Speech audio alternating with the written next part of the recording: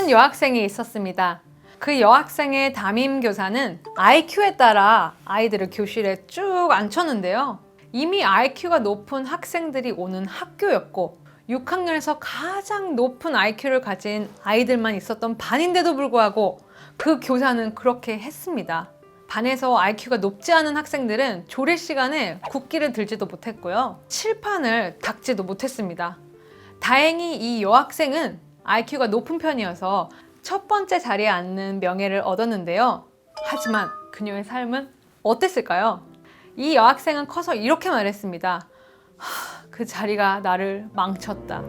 그 반에서 좋은 자리를 차지한 학생들은 더 이상 스펠링 대회나 수학 경시 대회에서 경쟁하고 싶지 않았습니다. 다시는 도전하고 싶지 않았습니다. 더 이상 상위권에 들지 못할 것이라는 두려움 때문이었는데요. 이 이야기는 베스트셀러인 마인드셋, 성공의 새로운 심리학, 저자인 캐롤 드웩의 이야기입니다.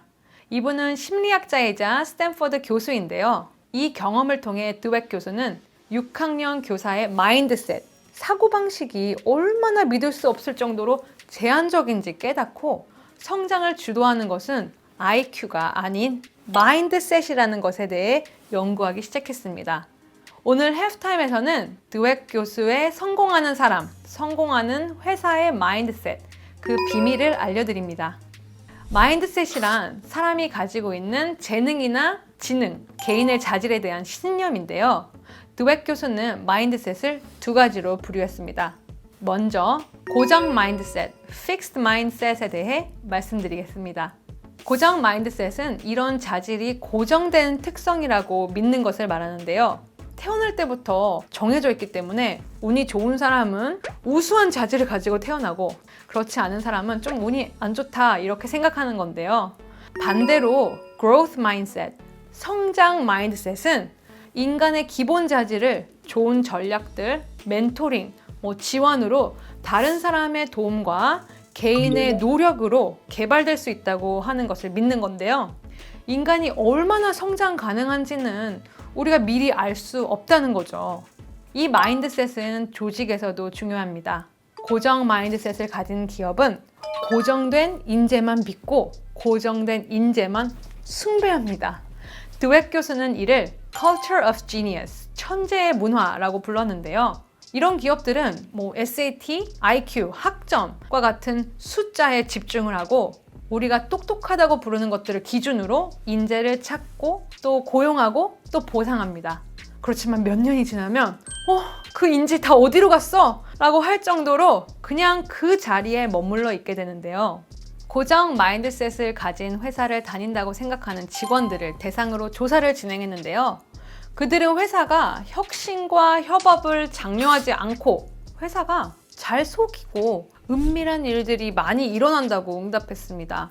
스마트한 일을 하기 위해 위험을 감수했지만 일이 잘 풀리지 않으면 회사는 자신을 탓할 거라고 말했습니다. 상사도 마찬가지였는데요. 상사는 직원들이 혁신하지 않고 성실함이 부족하고 리더십 잠재력이 부족하다고 말했습니다.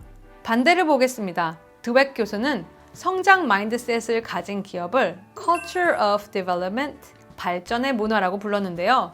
이 기업은 학습에 대한 열정, 다른 사람의 학습을 돕기 위한 헌신에 더 중점을 둡니다.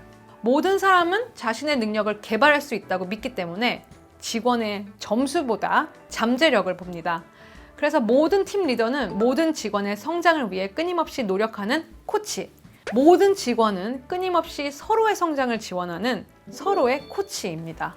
드웩 교수가 뽑은 성장 마인드셋 기업은 사티아 나델라 CEO가 이끄는 마이크로소프트입니다.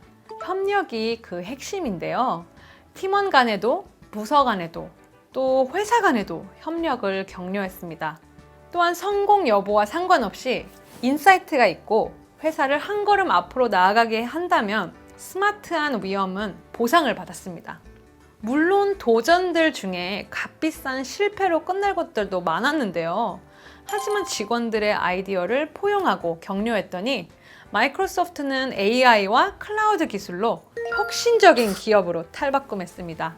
드웩 교수가 전한 또 다른 스토리가 있습니다.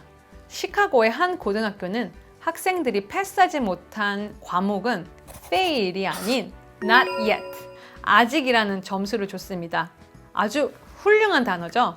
fail이라는 점수를 받으면 나는 쓸모가 없어, 나는 할 수가 없어, 뭐 이렇게 생각을 할 텐데 not yet, 아직이라는 점수를 받으니 더 노력하면 할 수 있다, 나는 아직 배우는 과정 중에 있다 라고 생각할 수 있기 때문인데요.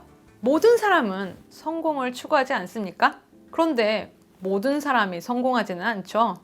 기본적으로 자신이 성공 가능하다는 것을 믿어야 합니다.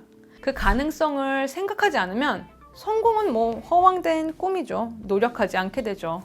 결국 fail or not yet, 어떻게 생각하는지에 따라 한 사람의 미래는, 기업의 미래는 바뀔 수 있습니다.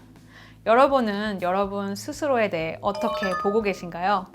성장 마인드셋, 나에 대한 가능성, 포기하지 마세요. 당신은 성장할 수 있습니다.